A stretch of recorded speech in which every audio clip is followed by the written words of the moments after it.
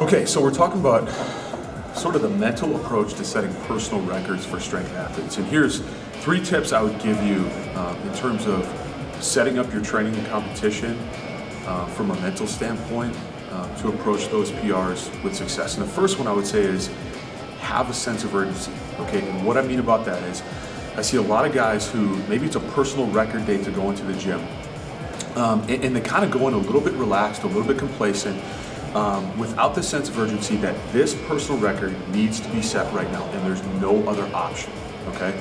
Here's why that's important. That's the exact same way that you should approach training. Training, you get one shot at your first attempt. You get one shot at your second attempt. You get one shot at your third attempt. You don't get redos in competition. So because of that, you need to approach training that way.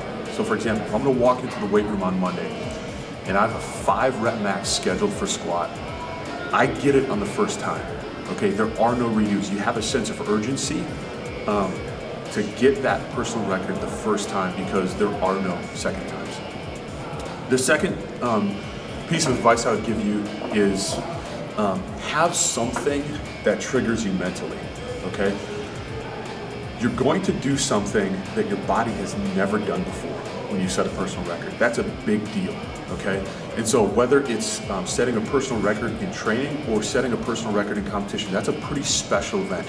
So have something that sort of flips the switch for you mentally. For me, there's certain songs that I play that I'm almost conditioned to when I hear those songs, I know that it's personal record time. The only time I listen to those songs is it's time to set a personal record.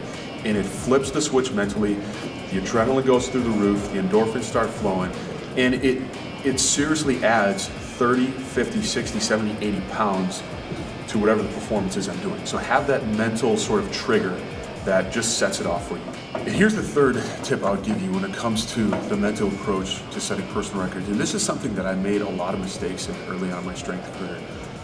Don't get overzealous.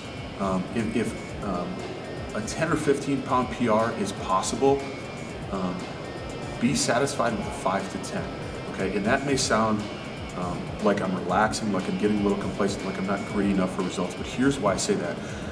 Early on in my strength career, I would always go for the maximum PR I could get.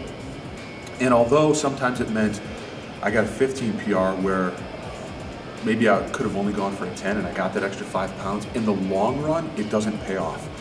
If I get a 5 pound PR every single month for 5 years, that's a lot more gains than if I get a 15 pound PR once every 6 months for a couple years. So I would just say, be greedy for results, no question about that, but leave a little bit in the tank so that you can consistently make strength gains and set PRs over the long term. And you'll be stronger, much stronger in the long run for doing that.